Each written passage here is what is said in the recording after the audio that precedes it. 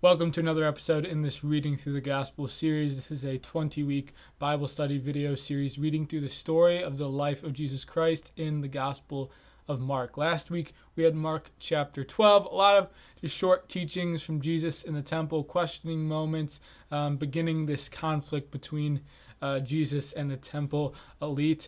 This week in chapter 13, we're going to do something a little bit different, and this is going to be a shorter video today because as I was planning and preparing and reading through this chapter, I actually attempted to record this video yesterday and walk through most of the chapter, and I got to feeling that I didn't want to post a video the same way because chapter 13 in the Gospel of Mark consists entirely of Jesus talking about the end times to the 12.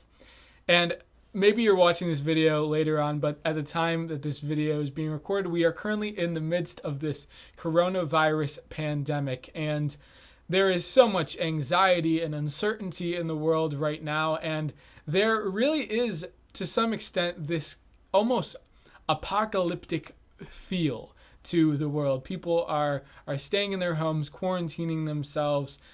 Shelves are being emptied, and there's this kind of feel going on. And I'm sure people are posing the question of like, is this the end? Because of the circumstances of life in the world right now, it doesn't seem appropriate for me to discuss this right now. And I don't really want to discuss it. There's nothing really hopeful or joyful about talking about anything within this chapter. It begins with they are leaving the temple area, and Jesus says something about how not a stone will be left on stone in the temple. So of course the 12 ask him what that means, ask him about the end times, and Jesus goes on for pretty much the rest of the chapter talking about the signs, wars and earthquakes, talking about false messiahs coming, persecution, tribulation, and then finally the coming of the Son of Man coming on the clouds in glory. But there's enough vagueness to all that Jesus is saying that we will continually be asking the question of,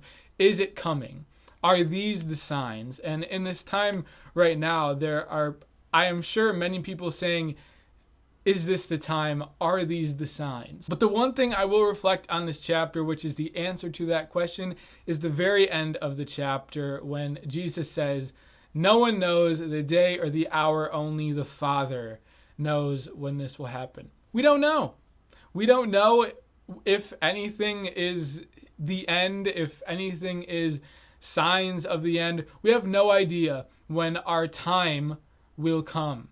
And it's just a consistent reminder, and maybe especially during this time that we're living in, that every day we must live with the idea that we don't know when it will be the last.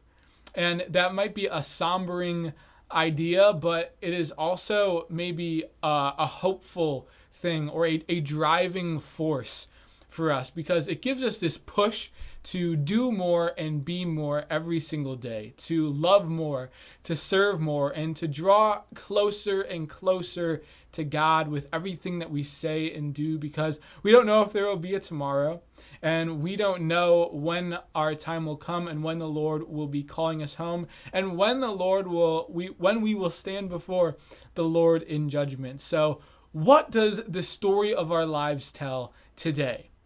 If we were to tell the story of our lives today, or to tell it tomorrow, what will we need to do today to make that a proper story, a good story, a righteous story, and a story worth telling? I don't want to reflect on all the end time stuff in this chapter because, again, I don't think it seems appropriate, and a lot of it just leads to guesswork, and really it all comes down to a point at the end of the chapter where Jesus says, no one knows the time or the day or the hour.